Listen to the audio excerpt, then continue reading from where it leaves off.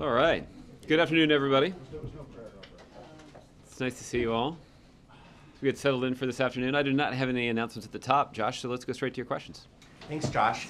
Speaker Boehner has announced that Pope Francis will deliver a speech to a joint session of Congress in September, becoming the first pope to do that. I was wondering, does the White House have any reaction to that, and was that visit coordinated with the White House in advance? Didn't have to use to ask those questions, did we? Right. I can tell you that the president and his team here at the White House has been anticipating a visit from Pope Francis here to the United States for quite some time. And even as far back as the president's visit to the Vatican, where he first met Pope Francis, talked about how eager he was to welcome the Pope to the United States. So the president is certainly looking forward to his visit. There's some talk on the Hill about this new authorization for use of military force that the administration is seeking. Speaker Pelosi is talking about negotiations around a 3-year agreement that would focus on Islamic State militants. Wondering if you have any thoughts on how that AUMF is shaping up and specifically on that 3-year time frame.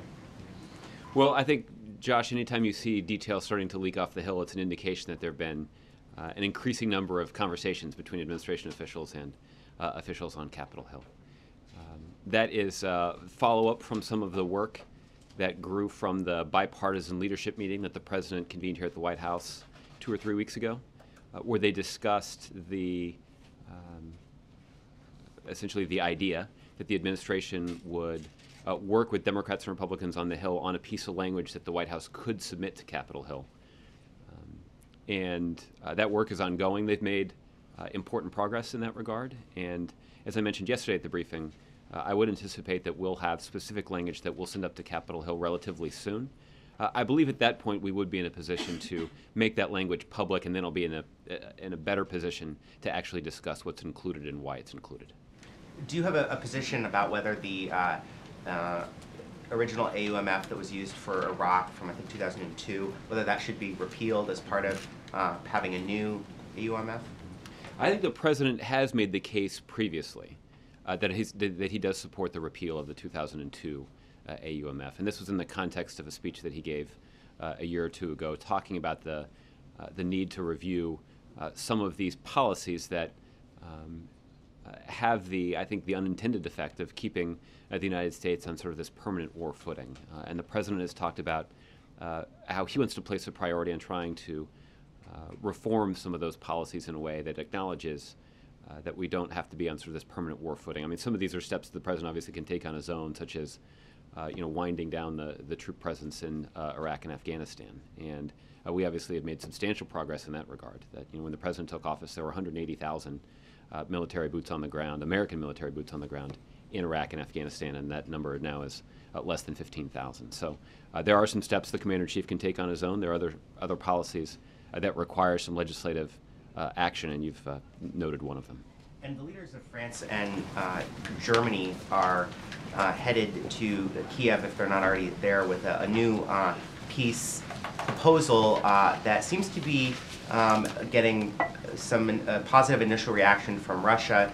They also seem to be not too keen on the U.S. sending or considering sending lethal assistance to Ukraine. So I'm wondering what the U.S. feels about this new peace proposal from France and Germany, particularly in the context of Merkel coming here next week and these discussions about whether to send lethal aid. And I'm also interested if you have anything on that magical piece of paper that you would like to share with us. Feel free to do so. It's purely administrative issues. Okay, fair enough. Nothing newsworthy. Did you just That better not be the case. Let me say a couple things about this. The first is that the United States has been saying for some time that that it's a diplomatic negotiation that's required to bring this conflict in Ukraine to an end. That this is not something that's going to be solved or resolved militarily, but rather through diplomatic negotiation. So we certainly are encouraging and supportive of ongoing efforts to try to find a peaceful diplomatic resolution to the conflict in Ukraine. One concern that we have, however, is that previous diplomatic efforts have resulted in agreements that the Russians and the separatists that they back in eastern Ukraine didn't live up to. That there were commitments made in the context of the Minsk agreement that was signed, I believe, back in September. Those commitments included things like withdrawing all troops and weapons from eastern Ukraine and establishing effective international monitoring of the international border between Ukraine and Russia, returning control of Ukraine's side of the border to the central government in Kyiv, freeing all of the hostages, and working toward a peaceful resolution of the conflict. That is, I'm just going to do the math here, I think that is 5 or 6 different specific provisions of the Minsk agreement, and the separatists haven't lived up to one of them, hasn't lived up to a single one of them. And that is an indication that we need serious engagement from the Russians and the separatists, the likes of which we've not seen before. So we're going to continue to be supportive of ongoing efforts to try to find a diplomatic resolution to this situation, while at the same time we're going to continue to urge the Russians and the separatists that they back to live up to the diplomatic agreements that they make. And that ultimately is the way that this situation can and should be resolved. To that end, there is, I think, just sort of looking at the public schedule of members of the President's National Security Team, you can tell that there is deepened engagement on this issue right now. Secretary Kerry is in Kyiv right now as we speak.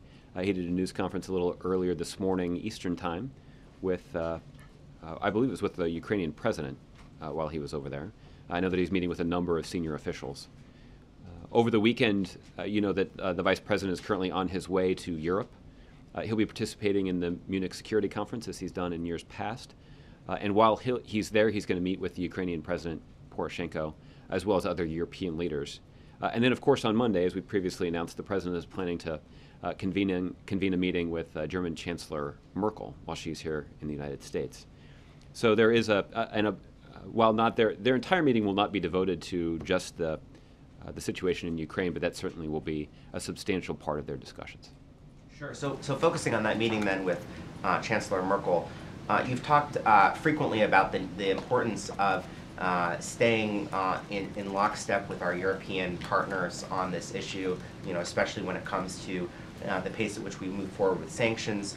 But the Europeans really seem like they really don't think it's a good idea for us to be putting more weapons into this conflict. So if Chancellor Merkel comes here next week and says to the president what she's said publicly, which is that Germany is not going to be sending lethal assistance and they don't think that it's a good idea, will the president still have that option on the table and consider sending it regardless? Well, the president is going to make a decision that he believes is in the broader national security interest of the United States. And part of that is understanding what sort of impact the decisions that we make have on our allies. And so the president is of course, going to reserve the right to make the decision about our broader strategy from the standpoint of the United States vis-a-vis Ukraine. The president, though, has indicated a desire to work closely with our allies, and certainly the success that we have enjoyed so far in instituting an economic sanctions regime against Russia has depended upon very close coordination with our allies in Europe. There's no doubt about that, that the sanctions regime that we put in place, working in lockstep with our European allies, has required close consultation and cooperation with Europe. The reason for that is the economic ties between Russia and Europe are much deeper than the bilateral economic ties between the United States and Russia. So being able to act in coordinated fashion has been the key to the success of that sanctions regime. But certainly the president takes very seriously the views of our allies and is going to consult very closely as we evaluate any needed strategic changes ahead. Okay? Julia, welcome to the White House beat. I understand that you'll be joining us more regularly. Yes, thank you. Among the many departure announcements yesterday, we learned that the FDA Commissioner Margaret Hamburg is stepping down. What can you tell us about how you anticipate a confirmation of someone to take her place, especially considering Republicans who would have to confirm someone have been somewhat critical of the FDA and have wanted to whittle down on its regulatory authorities? Mm-hmm. Well, Julia, I could tell you that the president certainly appreciates Dr. Hamburg's tireless service over the last 6 years. There are a number of issues that she's grappled with over at the FDA, and the professionalism that she's brought to that job has has made her very effective as the leader of that agency. She's leaving a legacy of advancements that include biomedical innovation, modernizing the food safety system, and reducing death and disease caused by tobacco. So she's got quite a legacy that she's leaving. As it relates to her successor, I don't have any announcements on that at this point. Certainly the president will be focusing on somebody that has the kind of impeccable medical and scientific credentials that they can bring to the job. And when we have more to announce on this, we'll let you know.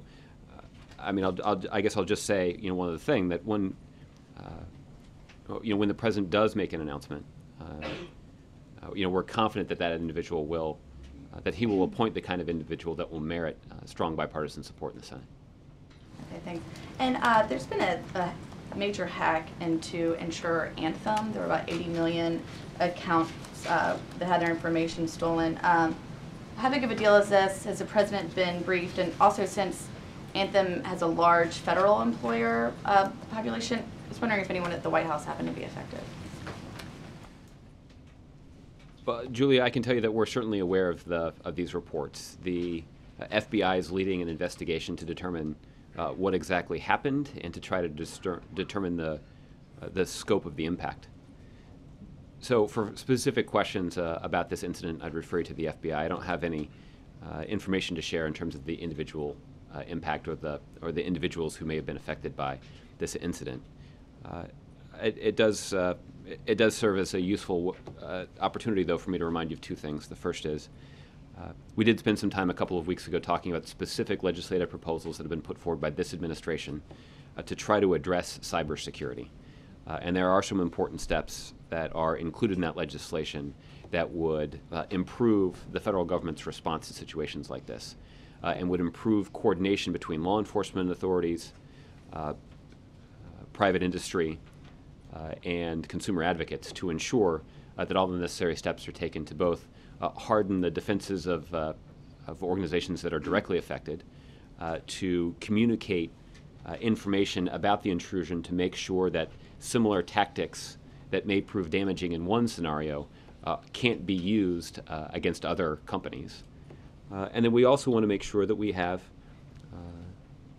a codified system for making sure that consumers are properly informed and educated about what steps they can take to safeguard their data. So there's a lot of important work that needs to be done around this in the United States Congress. The good news is this is not an ideological kind of issue, and that there are Republicans who have indicated that they also understand just how serious this is. So we are hopeful that by working with Congress we can make some important progress and take some steps that would actually safeguard the American people and their data. The last thing is that it's just a reminder that there will be quite extensive discussion of these kinds of issues at the Cyber Summit that the administration is hosting out at Stanford University next week. And so we're looking forward to the opportunity to convene meetings with leaders in private industry, leaders in the tech sector who have some expertise around some of these issues, government officials, not just at the federal level, but also at the state and local, who all have equities in dealing with this rather complicated policy issue. But the consequences for us dealing with this policy issue are significant. And certainly the President and his administration take it very seriously and are hopeful that we'll see others on the other side of the aisle also take it seriously as well. Okay. Margaret. Thanks. The President met with a group of Muslim leaders yesterday, but the White House hasn't released a full sort of listing of them, and I'm just wondering if you can talk us through why. Was it considered a private meeting, or are there concerns of, I don't know. Yeah. What's the deal? I don't have the list of those who attended, but let me see if I can try to extract some more information from you, or from them for you. That'd be great, thanks. I just wanted to do cleanup on a couple of things. On Okay. AUMF, you were saying that you could expect the language, reasonably soon. I mean, do you think... Relatively soon, I think is what I said, yeah. Would you rule out, like, the end of this week? You mean as in tomorrow? Right. I wouldn't necessarily rule it out.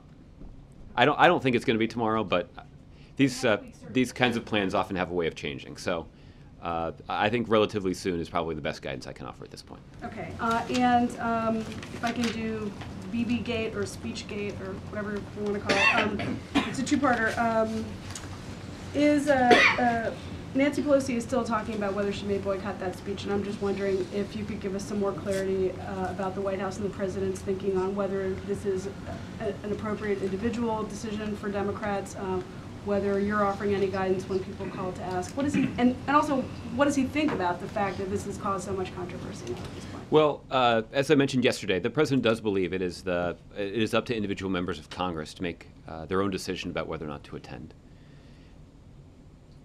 The concern that we have exhibited here is not just about the departure from protocol in terms of extending the invitation, but also the president believes very firmly in continuing an important tradition, which is to ensure that the strong relationship between the United States and Israel is protected from partisan politics, that we shouldn't allow the relationship between our two countries to be reduced to a relationship between two political parties.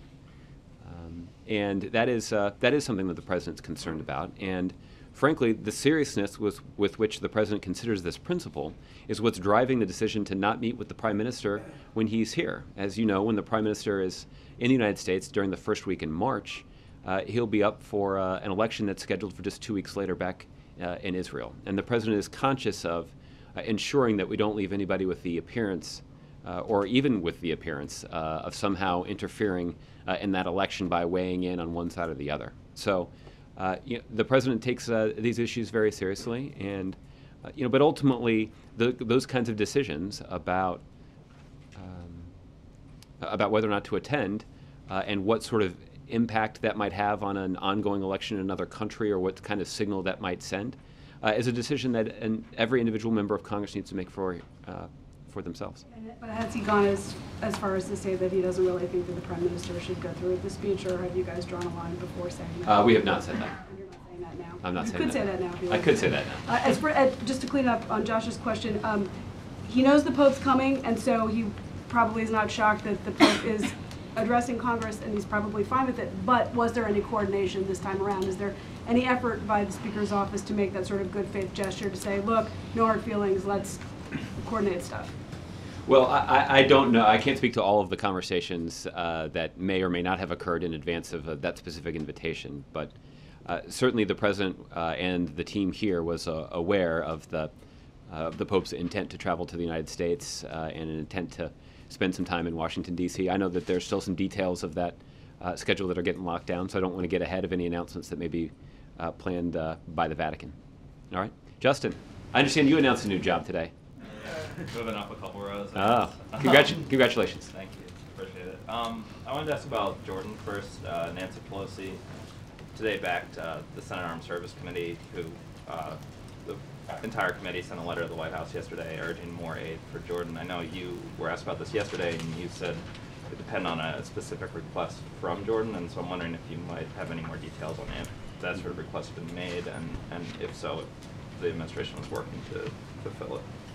Well, what I know, Justin, is that that the United States has a very deep security relationship with Jordan, and that involves providing hundreds of millions of dollars a year in security assistance to the Jordanians. And much of that security assistance is in the form of military equipment, and some of which has been used to contribute to the broader international campaign against ISIL. I know that there had been some interest in the expressed by the Jordanians and others to try to expedite assistance that was already in the pipeline. This is not an uncommon request from other countries with whom we have security relationships, and that's something that we're always working on.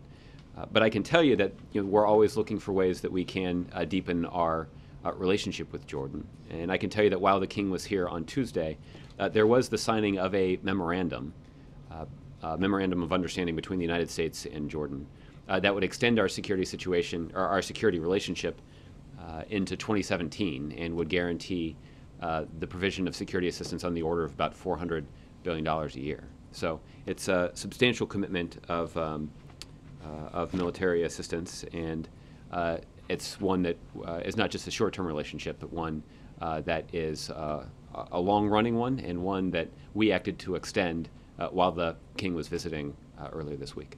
And I just wanted to ask about the status of DHS funding. Obviously, the Senate has been voting and blocking the House bill. Mitch McConnell said that he expects to kind of work out a deal in the next couple of weeks. And so I'm wondering, has it gotten to the point where you guys are having conversations with Republicans about possible sweeteners to add to that deal that might make it more palatable to Republicans to get it through both the House and the Senate? I'm not aware of any specific conversations like that. The Congress has a responsibility to pass funding for the Department of Homeland Security. And as you've heard me say before, it's not really, it's difficult to imagine a scenario in which there's a good time for us to muck around with funding for the Department of Homeland Security, but now it seems like a particularly bad time to do so. And so we're hopeful that Republicans will embrace the responsibility that they have now that they're in control of the United States Congress to use the power of the purse that our founders gave to them to make sure that our Department of Homeland Security is fully and properly funded.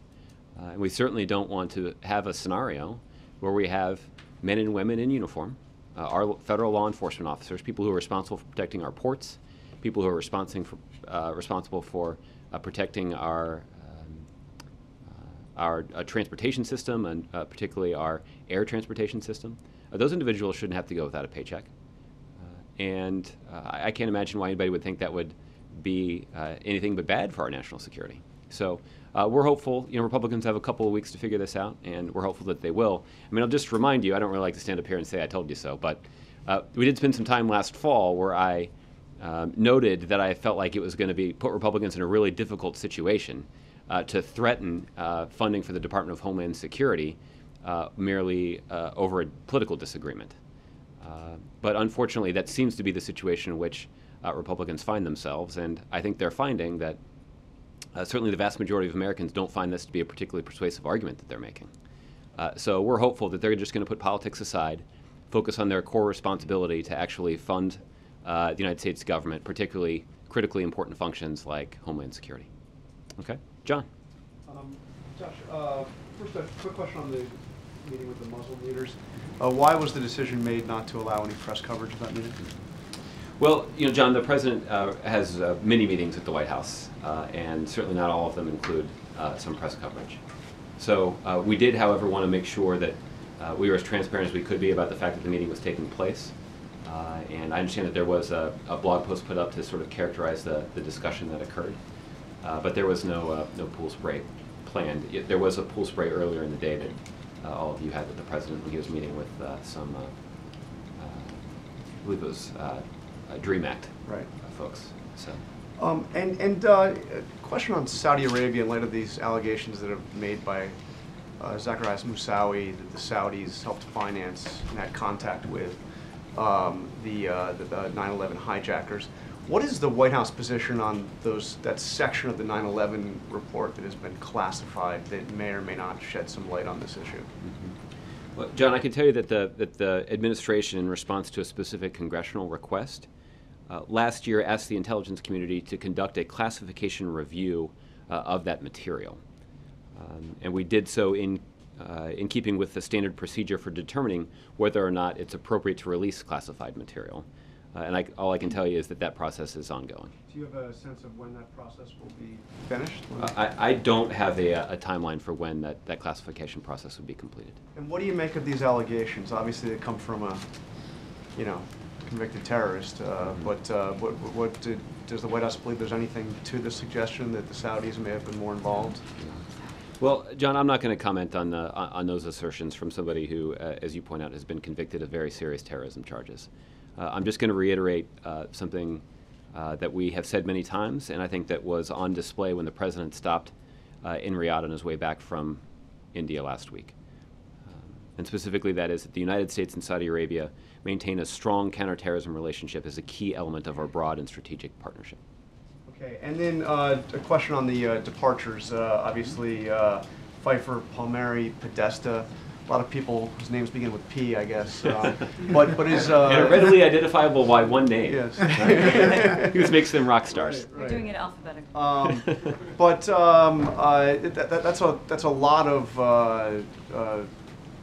that's a significant percentage of the president's senior advisory team here at the White House leaving at roughly the same time.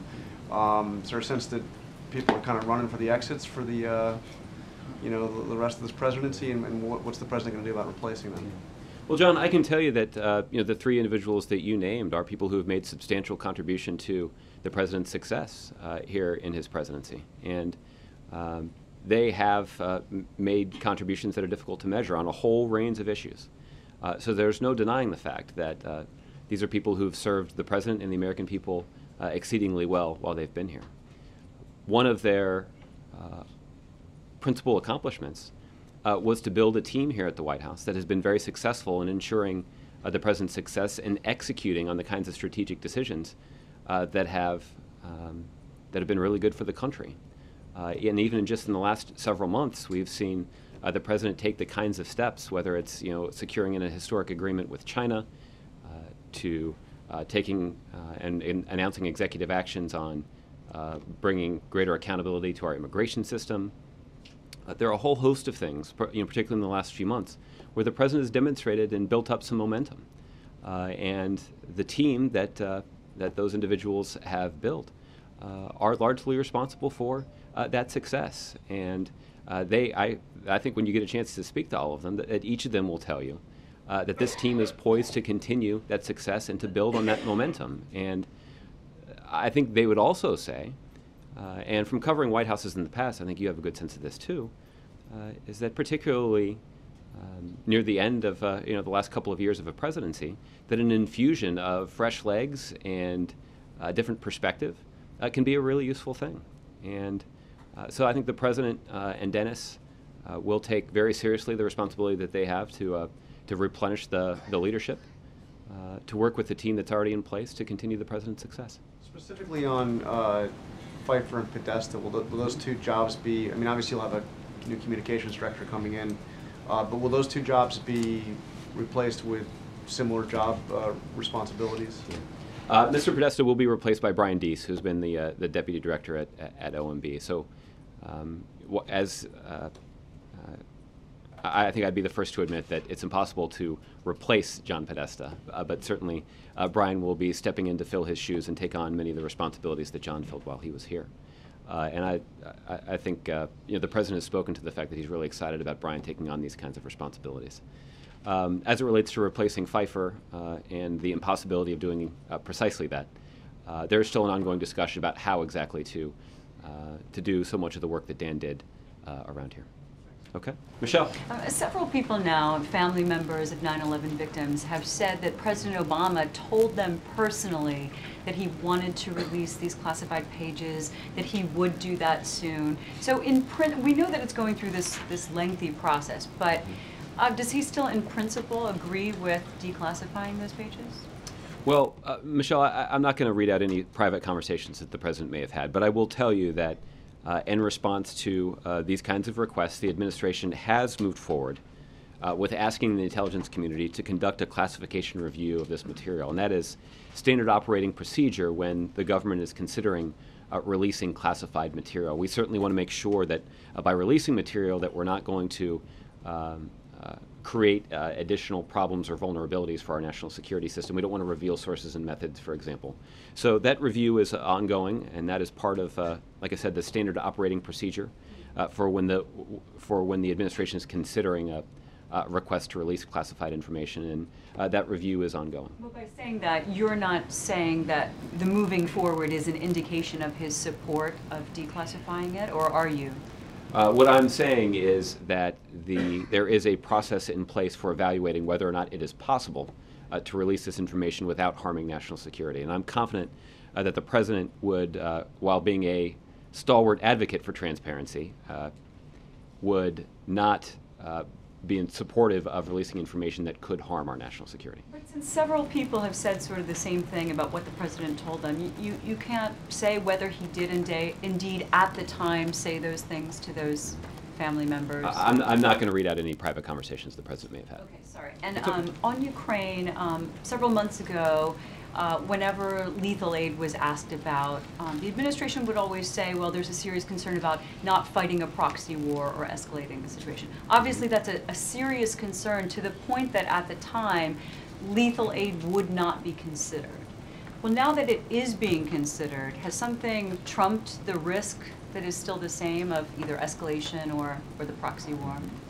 Well, that's a good question, Michelle, and I think what I can say is it's indicative of the kind of commitment that this administration has to regularly reevaluate and reassess our strategy for accomplishing something. And we do that in a variety of areas, and this is something that we're constantly focused on, is making sure at every turn that we have a strategy that optimizes our likelihood of success. And what we have seen over the last several months when it comes to Ukraine is the success of a strategy of putting intense pressure on the Putin regime by putting in place sanctions. And we've seen that those sanctions have had a pretty devastating impact on the Russian economy. That's, of course, has been coupled with falling energy prices and other things. And that success would not have been possible without the close cooperation and coordination with our allies and friends in Europe.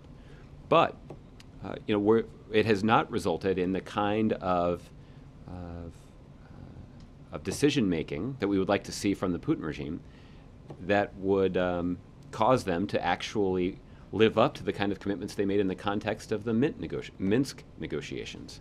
So that's part of why we're considering a wide range of things as it relates to our strategy. And certainly one of the things that we believe is necessary, based on this constant reassessment, is that there is additional economic assistance that can be provided. And that's why the administration early this year put forward a specific request to the Congress to pass legislation that would offer up an additional $1 billion in loan guarantees to the Ukrainians to offer up that financial assistance. The Ukrainian economy has also been destabilized by the activities of the Russian-backed separatists in eastern Ukraine. So this is a multifaceted strategy that we're considering very carefully here. So the risk of things escalating because of lethal aid still exists in the administration's opinion? Well, the concern that we have is two things. One is the president mentioned this in the news conference that he hosted with Prime Minister Modi in India, where the president noted that that this conflict was not going to rise to the level of a military confrontation between the United States and Russia. The president's been very clear about that. So there are things that we are going to continue to avoid.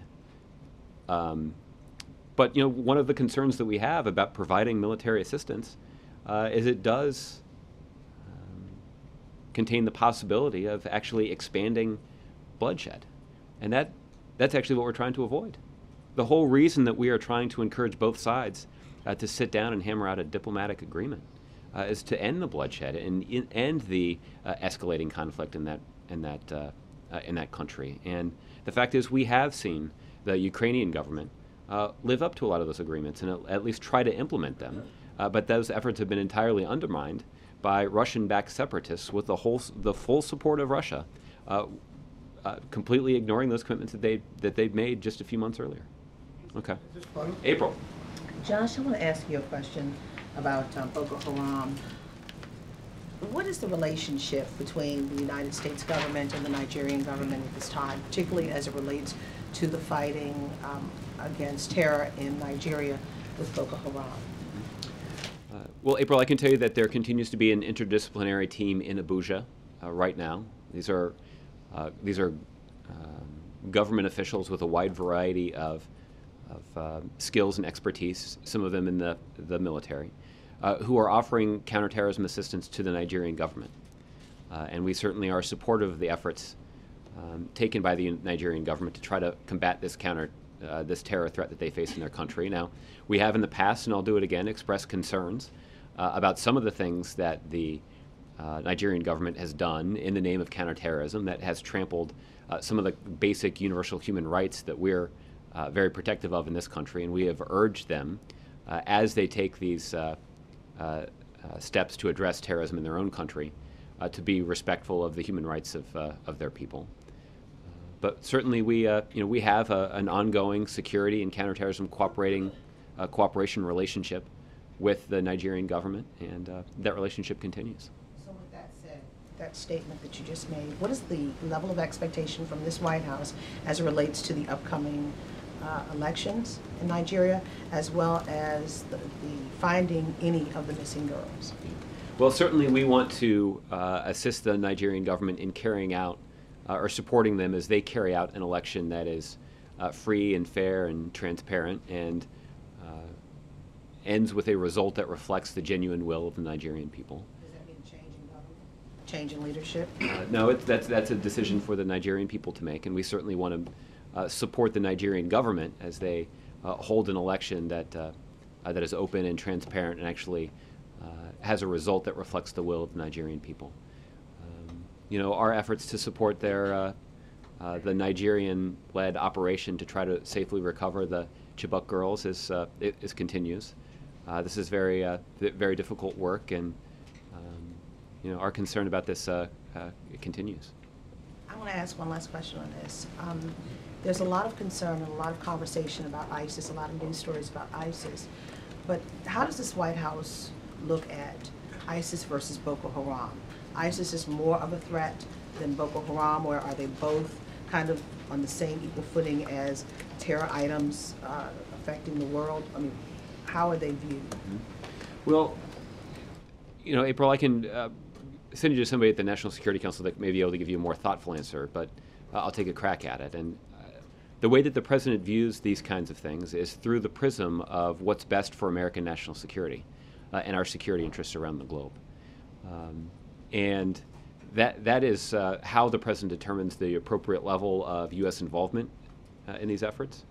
And it is how we evaluate the kinds of steps that we need to take, whether it's direct military intervention or otherwise, to try to help these countries counter these extremists that are operating in their country. So I guess the point is it's difficult to compare them because we consider each of them individually on a case-by-case basis and evaluate them by looking at what impact they have on American national security. But if I can put you in touch with somebody in the National Security Council who may be able to give you a more detailed assessment than that. Okay. Bill. Regarding the Anthem data breach, the federal government spent $26 billion to help the health industry convert to electronic records, and the deadline was last month. And yet the FBI says that the cybersecurity there the standards are very lax, in their words. So after all that investment, why isn't the healthcare system security more robust? Well, Bill, I can tell you that conversion to electronic health records has saved money and saved lives. And that's the principal reason for doing that. And so you know, this issue of cybersecurity is something that industries all across the country and around the world are grappling with right now. This is a persistent problem in the financial industry. We know that the entertainment industry late last year had a rather high-profile issue that they were dealing with, and it is one that affects the healthcare industry as well. And that's why it's so important for us to take a comprehensive approach to dealing with this challenge, and that's part of the goals of the legislation that we've put forward and hope that Congress will pass. And it's certainly the kind of thing that will be under discussion at the Cybersecurity Summit that the President's convening next week. But those goals, are not anywhere near translation of legislation. Well, we've put forward specific legislative language and sent it to Congress.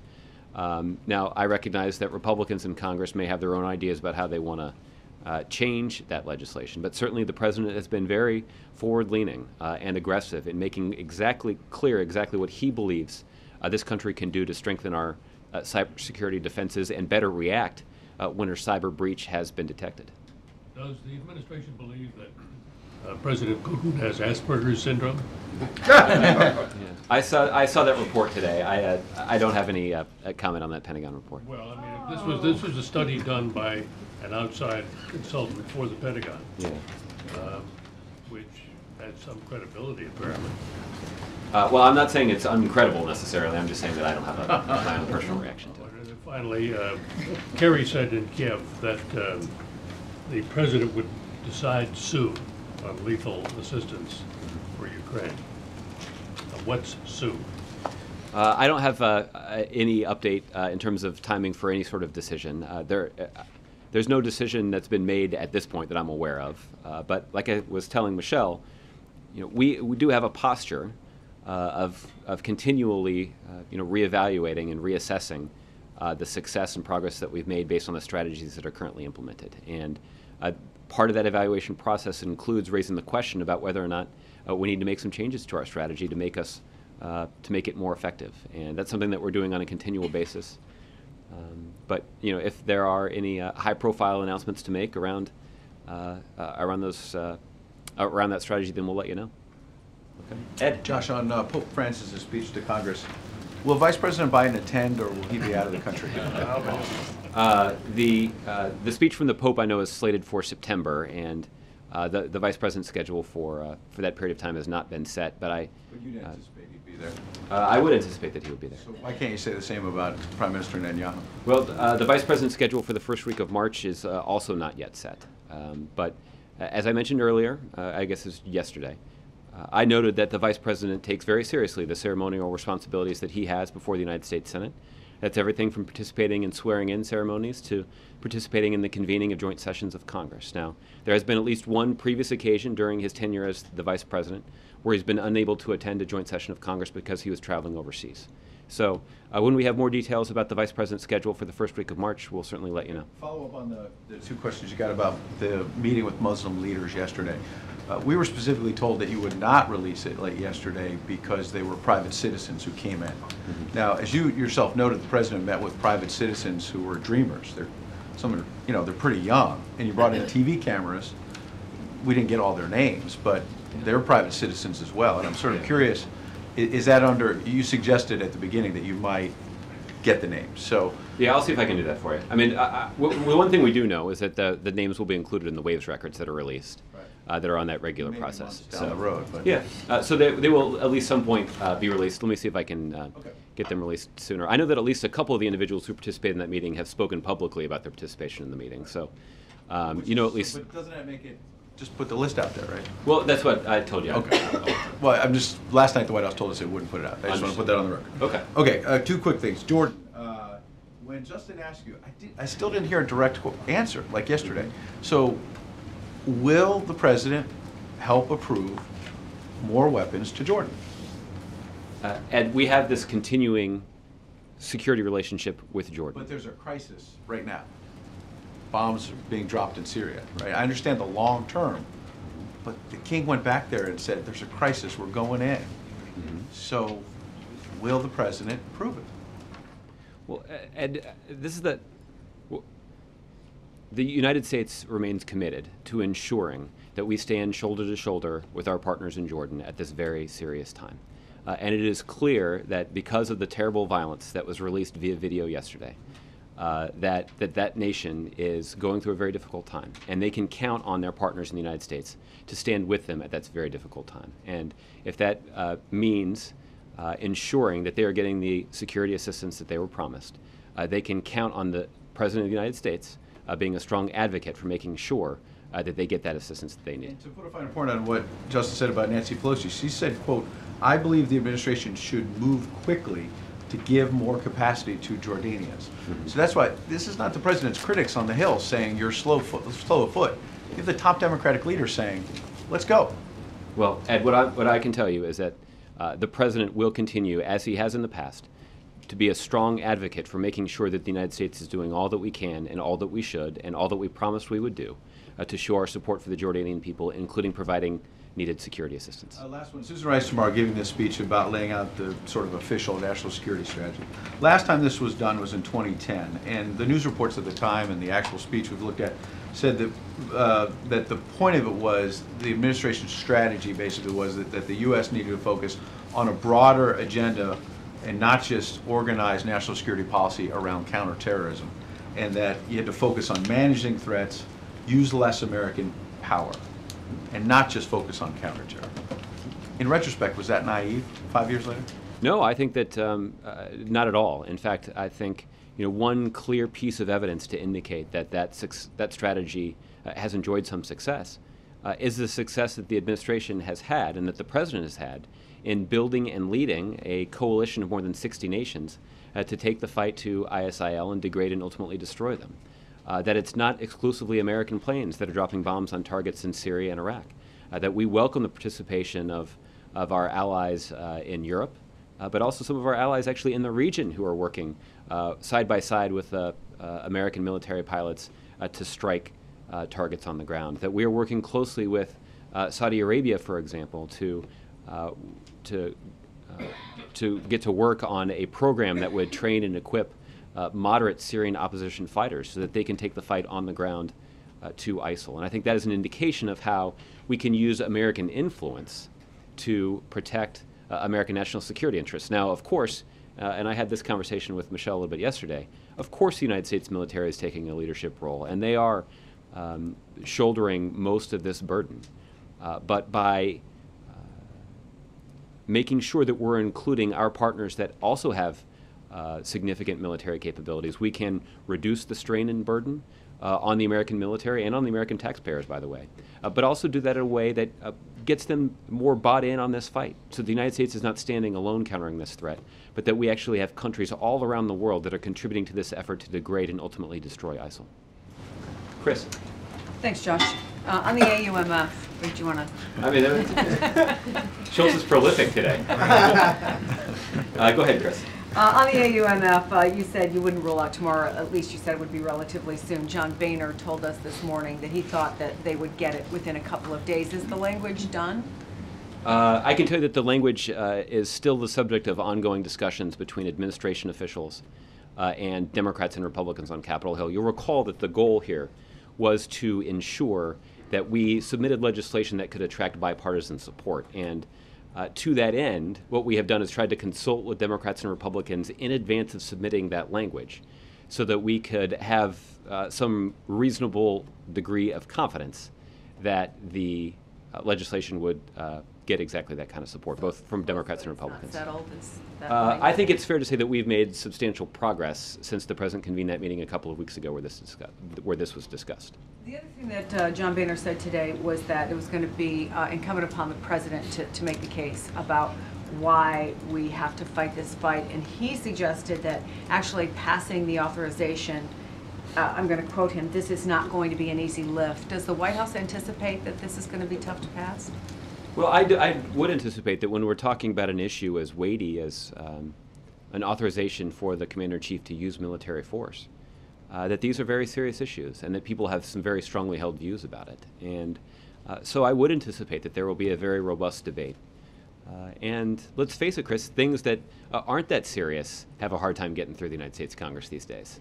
So when we're talking about something as weighty as an authorization to use military force, I would anticipate that it will require substantial effort from certainly the leaders in both parties, in both chambers of Congress.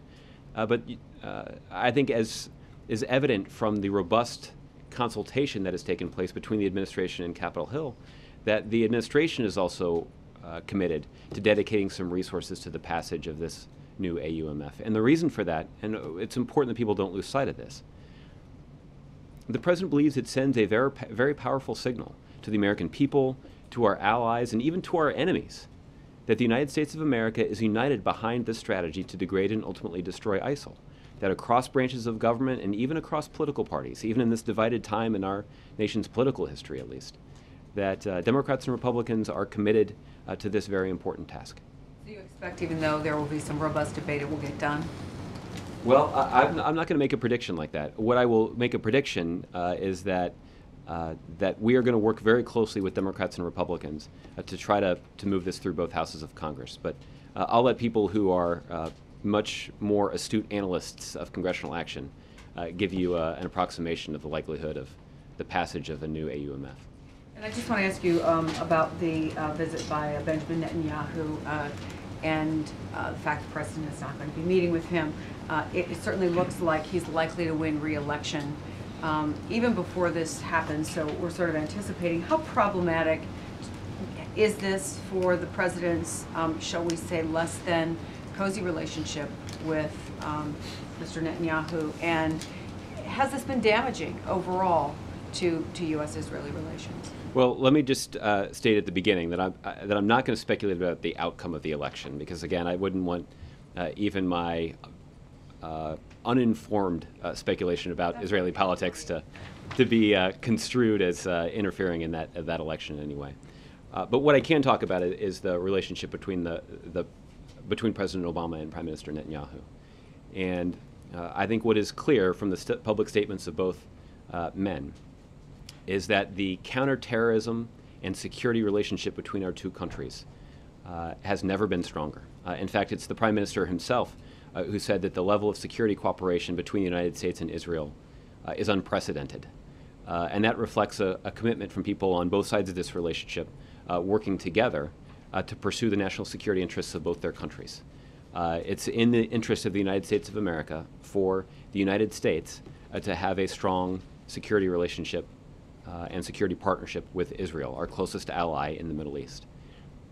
It's also important to the people of Israel that they have a strong and functioning security relationship with the United States. Just last year, when innocent Israeli citizens were in the line of fire from extremists in Gaza who were firing rockets across the border, the United States acted to ramp up our assistance to the Israelis and provide additional funding for the Iron Dome program so that that program could be resupplied. And the Iron Dome program is essentially the program that's used to shoot down rockets that are destined for Israeli population centers. So, there is an important relationship between our two countries. And both Prime Minister Netanyahu and President Obama have succeeded in ensuring that strong relationship continues to serve very well the populations of both our countries. Okay. So what Mr. Schultz has passed me is that apparently, Justin, in answering your question, I misspoke. And I don't actually remember even misspeaking, but apparently I did. So I noted that the United States and Jordan earlier this week, just 2 days ago, had signed a memorandum of understanding between our two countries. Apparently I said billion when I meant to say million. That the memorandum of understanding relates to $300 to $400 million a year in security assistance through 2017. Apparently I said billion, and I regret the error. So, JC. What's the difference, really? Back to the Arabian Peninsula. Does the situation in Yemen, which we haven't really discussed in about a week, raise the threat level to the United States? And does it raise the threat level in the region? And can you update us on the situation there vis-a-vis the U.S. presence? I assume you're asking this question because of some of the reports overnight about an operation that may have taken out a senior AQAP leader and some other fighters there. Right. I know that the reporting speculated on U.S. involvement, and I'm just, as in previous cases where these kinds of things have been reported, I'm just not going to be in a position to comment on them. But what I can say is that the President's been very clear about the need to continue our counterterrorism operations in Yemen. Those counterterrorism operations continue. I know there's also been some reporting that speculated that the coordination between the United States and Yemen had been stopped in light of the political instability there. Those reports were inaccurate. The United States and Yemeni national security officials continue to coordinate on these efforts. And they do reflect that AQAP continues to be one of the, if not the most dangerous al-Qaeda affiliate out there, that they have substantial capabilities when it comes to bomb making, and they have carried out dangerous attempts to try to strike the U.S. homeland. And so we continue to be very cognizant of that threat, and we continue to work vigilantly with the Yemeni national security officials to counter that threat. But as it relates to specific reports on specific operations, I'm not in a position to comment on them. Do you have any more information on the possibility that they could be, Houthis, in fact, could be taking direction from Tehran? Well, what I've said about this in the past, JC, I believe still applies, which is that we are concerned about some of the ties between that movement and the Iranian regime. But we don't have any clear evidence, at least the last time that I talked about this with our national security team, that Iran is exercising any sort of command and control authority at this point. Thank you. Okay. Alexis. Just to follow up on the lethal aid to Ukraine question. Is President Obama expecting to be influenced by Chancellor Merkel's stated position on this, since he will be seeing her next week and the Vice President will be seeing her? Is the position of the German Chancellor on this question of major influence to the President's own decision about whether the U.S. should be helpful? Well, Alexis, I don't want to read out any private conversations between the President and Chancellor Merkel. You'll recall that on our flight back from Saudi Arabia, I believe that the President did have the opportunity to speak on the telephone with Chancellor Merkel. I don't know if that was on the flight from India to Saudi Arabia or from Saudi Arabia on the way back, but last week the President on Air Force One did have the opportunity to visit with her. And the President speaks with the Chancellor quite frequently on a wide range of issues, not just the conflict in Ukraine, but on the economic situation of the EU, particularly as it relates to Greece. There are a whole host of other areas where the United States and Germany cooperate very closely.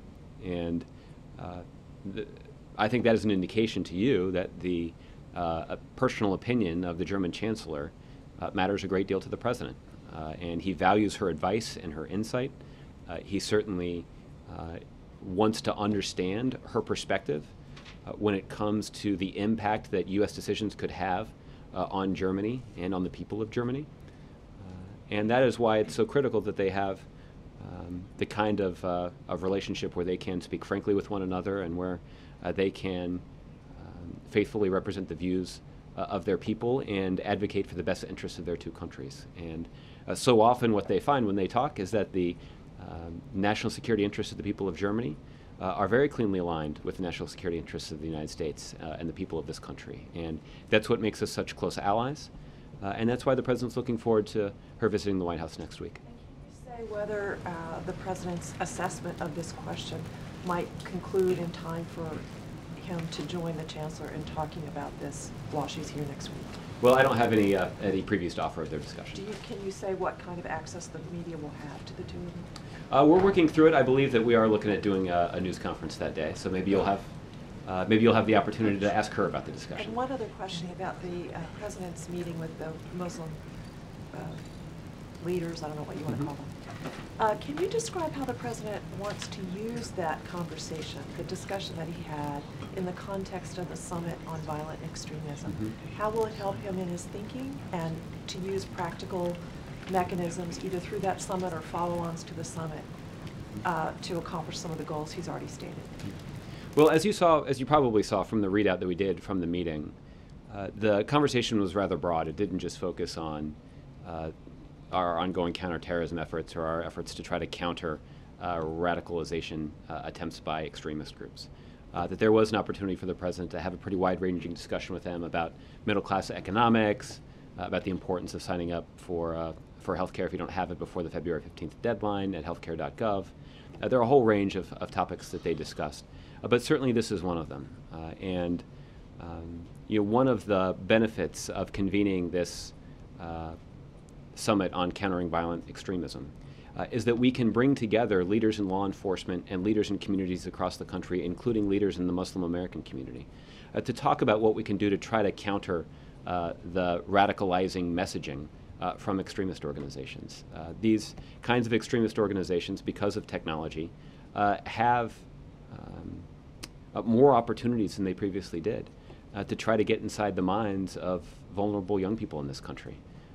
That's true in the Muslim community, but it's true in of all young people all across this country. And so one of the things that we're going to do in the context of that summit is spend some time talking to law enforcement leaders and leaders in communities across the country, including the Muslim American community, about some of the best practices that they have implemented to try to safeguard their communities. And we want to create a scenario where we can identify these best practices and communicate them to communities all across the country. And certainly we're going to value the kind of input that we get both from law enforcement but also from community leaders, both of whom have a really clear interest in protecting the people in their community. Thanks. Okay? Josh. Jared.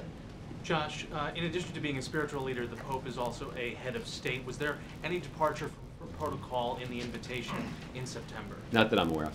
On the authorization for the use of military force, you've said reasonably soon and relatively soon, a semantic difference of which I was not aware. Neither am I. When, There's none intended. Okay. what is the package that the president will be delivering reasonably or relatively soon? Because you've talked about a dissatisfaction with the 2001-2002 AUMFs. You've also talked about the express need for a new document governing the Iraq and Syria actions. And there's also been a repeal. Will this be 3 separate documents? I guess the thrust of the question is, will there be repeal language also submitted, and will there be another umbrella document, another umbrella authorization to replace the 2001-2002, which the president has thus far relied on for the actions in Syria? For many, you asked a series of questions there, none of which seemed illegitimate to me. But the vast majority of them will be not a compliment, just an observation. Many of those questions will be much easier to answer after we've made an announcement. What you can expect is specific legislative language that Democrats and Republicans have worked with the administration to produce, and we're hopeful that that language will earn majority support in both the House and the Senate. And will attract the support of both Democrats and Republicans in building that majority. What exactly is in the content of that language is something that I'll be in a position to discuss with you after that language has been released. There is one element of your question, though, that I did want to clarify, which is that at one point you described the president needing some additional authorization, and the fact is the president does believe that the military force that he has already authorized was something. The military force that the president has already ordered was already authorized by the United States Congress under the 2001 AUMF. So this is not a matter of legal necessity. It is a matter, however, of the president's desire to send a very clear signal to the people of this country, to our allies, and to our enemies, that the United States of America and our political system is united behind the strategy to degrade and destroy ISIL that the president has laid out. Despite the fact that the president, in something that wasn't in the prepared remarks but was in his statement on the State of the Union, saying we need that authorization. Mm-hmm. And I think that was an attempt to make the case to members of Congress. It did not reflect a change in our legal analysis, but rather him urging that the broader operation would significantly benefit from this kind of bipartisan show of unity. Let me just ask one other way, which is, should the document that we'll get soon be something that's specifically just for ISIS in Syria and Iraq, or will it more largely address the authorizations that have governed the president's actions so far? Stay tuned. Okay. Mark?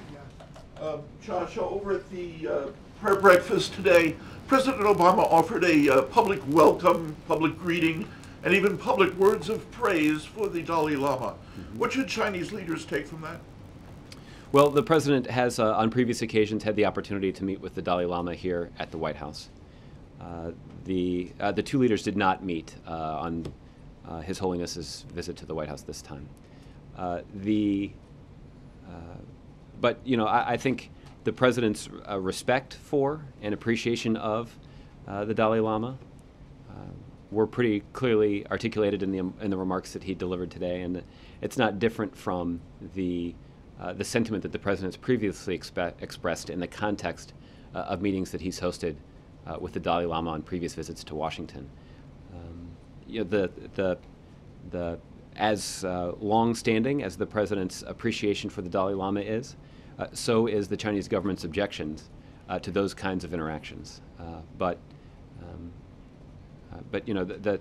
we're certainly cognizant of that impact, but it hasn't changed the president's view. Was the Dalai Lama here this week at the White House? Is that what you were saying? No, didn't meet with the president? I was saying he did not. He wasn't at the White House? Not that I'm aware of, no. You said White House. I'm sorry? You said White House, but you meant Washington. You said White House. Okay. Sorry about if I was unclear. Okay. The president did not meet with the Dalai Lama on this visit to Washington. And will not? And will not. Okay. Okay. Sorry about that, Mark. Thanks, Josh. Byron, I'll give you the last one. Thanks, Josh. Can I follow on the AUMF? What is the president going to do to get this across the finish line? Do you have a legislative strategy mapped out, and how much will the president personally be involved? Well, Byron, I would say that the key part of our legislative strategy is one that's being executed right now. which is to work very closely with Democrats and Republicans, both the House and the Senate, to put together language that we believe and that they believe can attract bipartisan support in the Congress. And what the President's interested in is not just passing this AUMF, but being able to demonstrate some bipartisan support for it. And that is a critical part of our efforts, because again, the goal here is to demonstrate clearly to the American people, to our allies, and to our enemies that there is strong bipartisan support for this commitment to degrade and ultimately destroy ISIL. And so, the core of this strategy is coordinating on the front end to make sure that we have the kind of language that Democrats and Republicans on Capitol Hill feel like they can support. And after this legislation is submitted, then we will, we're going to work closely with Democrats and Republicans to try to move this across the finish line. Is there a staffer at the White House that's taking responsibility for this, the negotiations with Congress? Is there a point person? Well, there are, I don't think there is a point person that I would describe to you, but certainly you could imagine that there are officials in the counsel's office. Obviously, our Legislative Affairs Department is keenly interested in this, as are members of the National Security Team. So we've got a large number of people who are working on this effort. And I think what you could also expect, Byron, is that that those members, both of the lawyers, the Legislative Affairs team, and the members of the National Security Team will remain engaged in this effort. So if there are specific questions that members of Congress have about the language, and they want to talk to somebody in the National Security Team about it, they'll get those phone calls returned. If they have a more legalistic question that they would like to ask, we can certainly put them in touch with a lawyer who understands the legal argument that the administration supports. But we're going to continue to stay engaged, even across the wide variety of people who are involved in this ongoing effort. And one last question: when the President and Chancellor Merkel spoke last week, did they discuss her diplomatic efforts with Russia in that call? I don't have anything to add to the readout of that call that we put out, so I can pull that readout for you and give you a chance to take a look. So, okay, thanks a lot, everybody. Have a good day.